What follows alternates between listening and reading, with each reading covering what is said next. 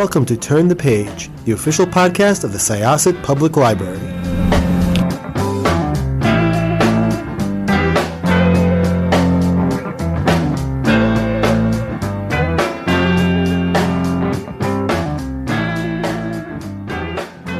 Hello, everyone. Welcome back to Turn the Page.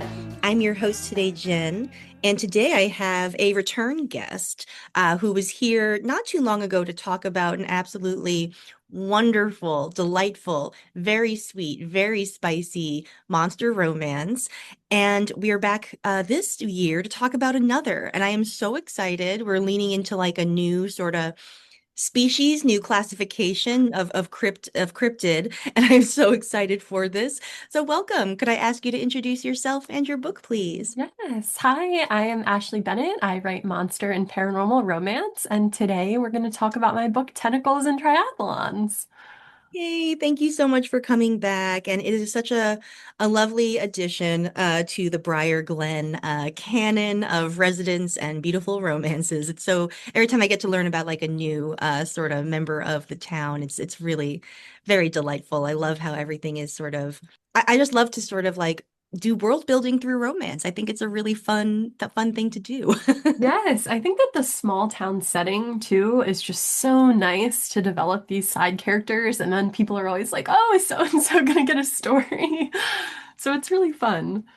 And something that I guess I thought a little bit about the first time, but thought much more about this time is sort of like the role of a gym in a small town. And I think like I have probably myself bought into some like very stereotypical thinking about gyms where it's full of meatheads and they're all like whoa and like competing and like, sort of unpleasant atmosphere. But I think that this really affirmed for me that gyms can be like really safe spaces for people where you connect and where you grow. Yes, I have quite a few friends actually, who have kind of made the gym like that's their community. And it's people, from all different walks of life, all different fitness levels, but it's just a really supportive place. So I really wanted the gym in the town to be like that because I think that that's kind of the ideal atmosphere. Yeah. And when you think about it, it is such a good fertile ground for romance too, because, you're seeing people in various states of undress and they're sweaty and they're working hard and it's also very vulnerable too, because like Yes. you are in trying to develop like your strength, you have to like exhibit your weakness a little bit. Absolutely. And you have to kind of go in if you're not familiar with the equipment and then try to figure things out. And then maybe people step in and offer you some advice. So, when you were writing Muscles and Monsters, the first installment, did you know which characters you were going to explore next? Was it really clear for you, or did you have to spend a little bit of time thinking about where you would look next? Well, this is, kind of an expansion and a re-release. So I think originally, I really wanted to write about Tegan's brother Reese. In the original iteration, Cyrus, I don't think is really mentioned at all. So I really got to develop him much more in the expanded edition. When I expanded Muscles and Monsters, I added a lot of backstory about him and his friendship with Atlas. So, I mean, I think that Reese was someone that I knew that I wanted to write about, but Cyrus was definitely more of an afterthought initially. But with this expansion, I really wanted to kind of build on both of them. Mm. What is it like revisiting your work from the past for the expansion and revision?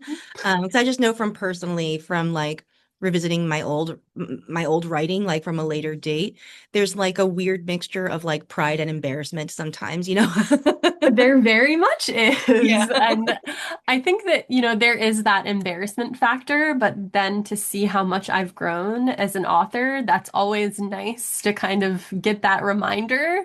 Because sometimes I'm still very hard on myself. I tend to have really bad imposter syndrome, but going back on that old work and comparing it to my work now, it's very, very comforting and kind of, builds up my confidence a little bit. Mm.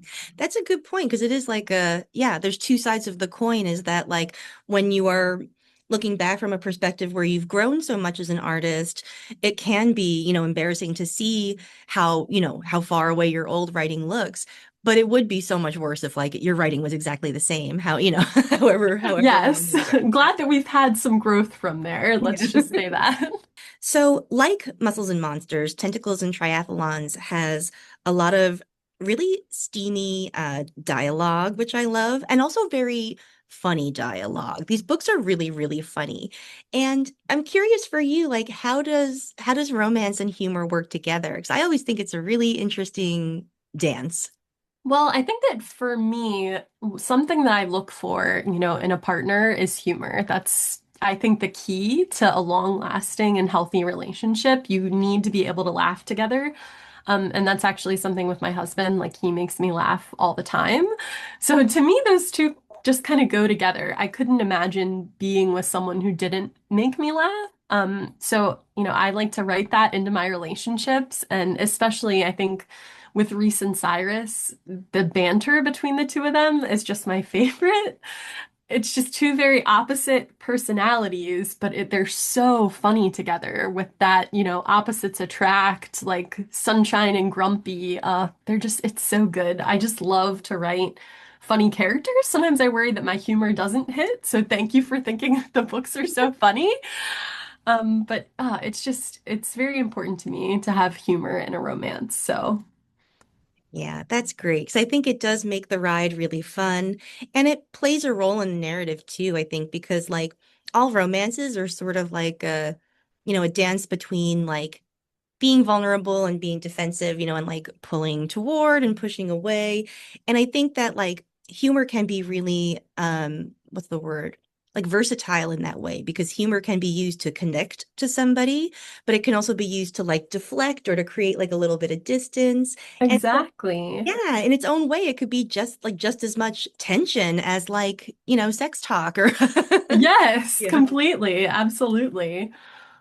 Could you talk a little bit more about our two main characters, Cyrus and Reese, developing the grumpy sunshine dynamic? Yeah, I guess like developing that dynamic and specifically how that, I guess, guided you to choose like certain character traits for them.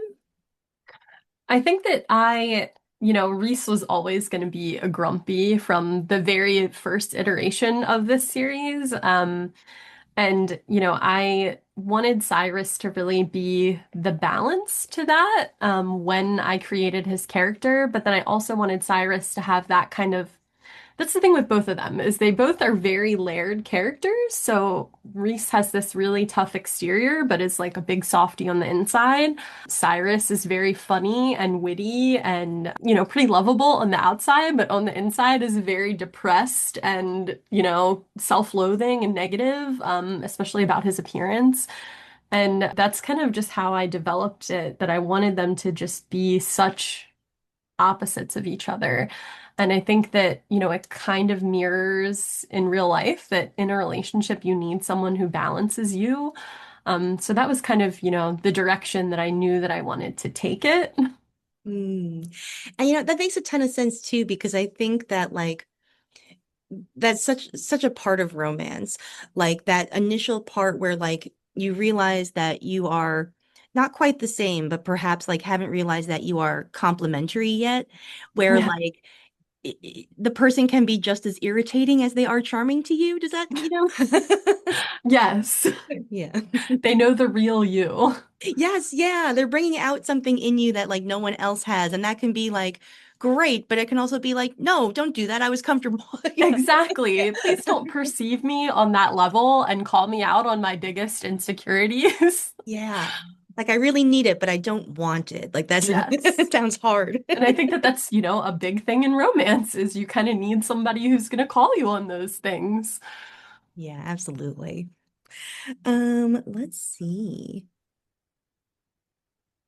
Oh, so something that I would also love to ask about is writing intimacy, whether that is like physical or emotional. They tend to, I think, go together in these books because um they're very interior too. Like you know what the characters are thinking and feeling when they go into like these intimacy scenarios. So when you're writing them, what is like are there guiding principles for like what you show, what you leave up to the reader's imagination? Like what ends up on the page and what ends up suggested, as it were? I think that usually most of the things that I come up with do end up on the page. I try to really think about I'm very character driven in my stories. I really like to get to know the characters. So a big part of me for me is writing, thinking about what the characters would enjoy, but also the parts where they're a little more vulnerable, I guess. Like, some of the parts for Reese where those ro explicit scenes, I guess, where there's romance involved, that's very new for him.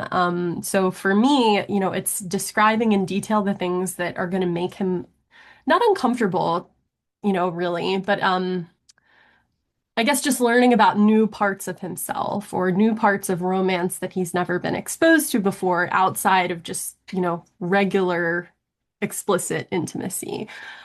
So, I try to make it explicit and enjoyable for the reader, but also realistic to what, the character would think and feel and see, kind of rely on all of those senses. But yeah, I think it is hard to kind of strike the balance between what you show and what you don't show. I think that there is a big market for explicit romance, obviously, but I'm trying to write something, I guess, a little deeper than just straight erotica. So, I like to have a little bit of balance there. Yeah.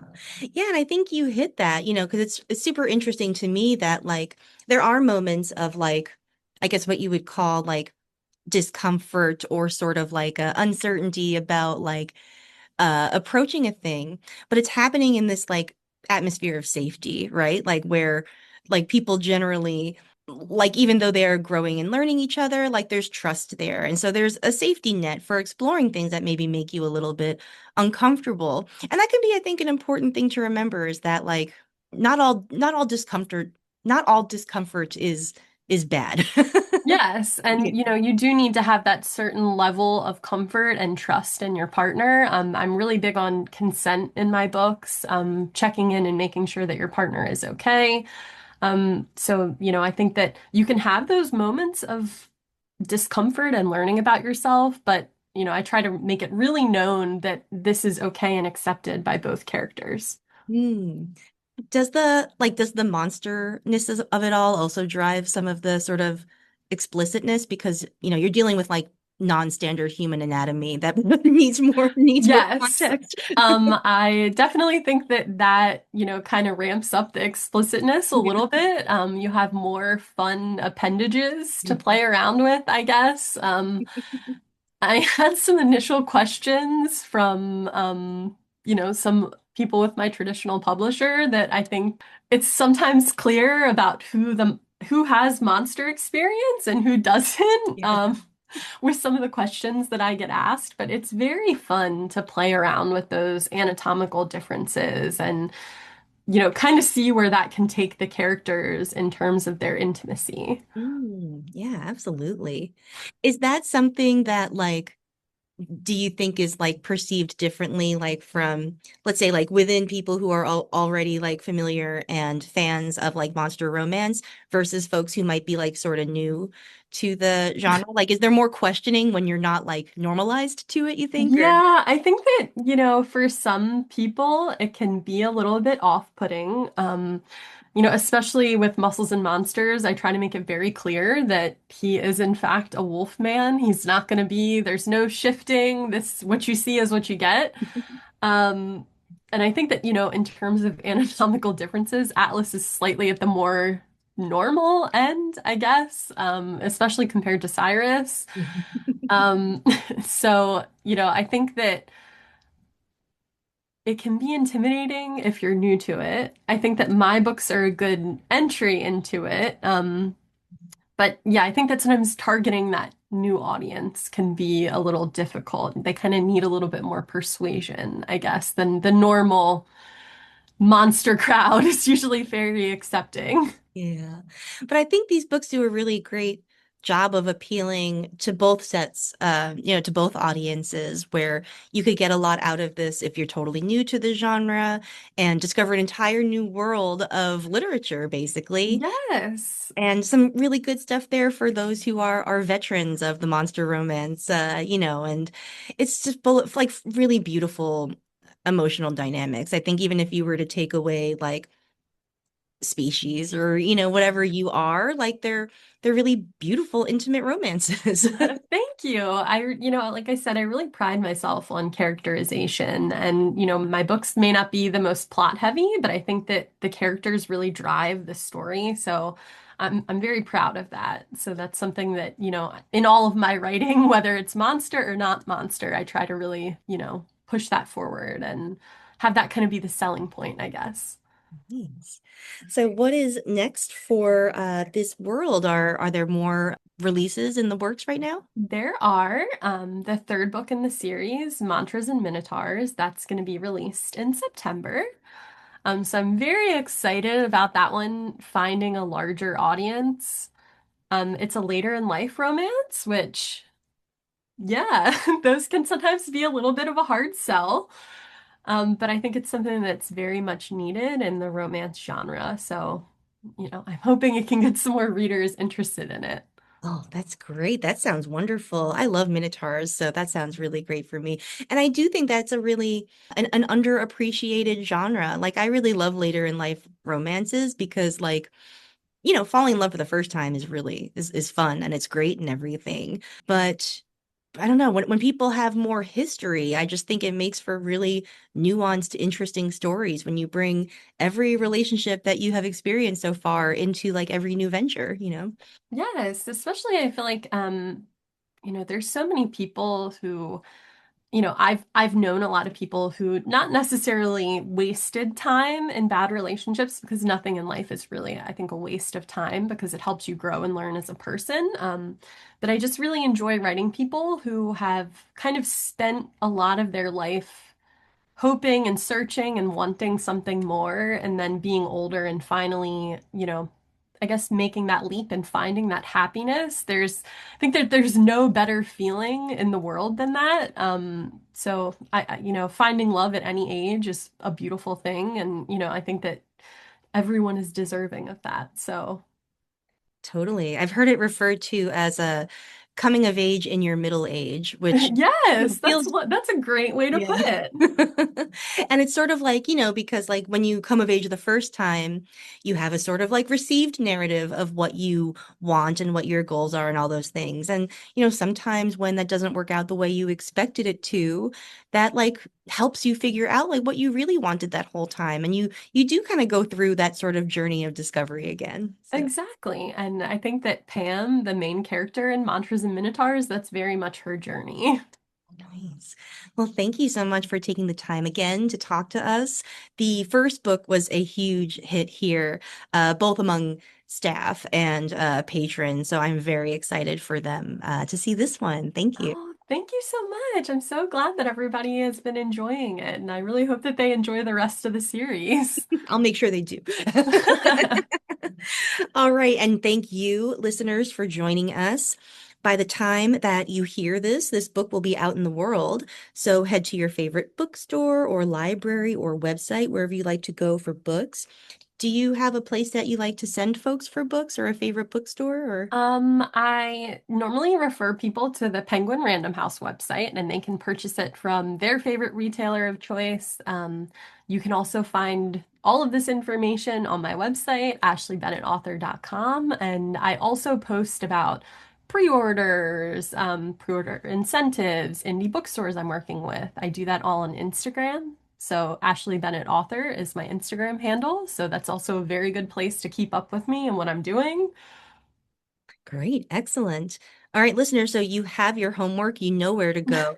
Please check it out. You're going to love it. All right, thank you all once again. It is now time to close this chapter. We'll see you next time. It's time to close this chapter of Turn the Page. Join us for the next episode.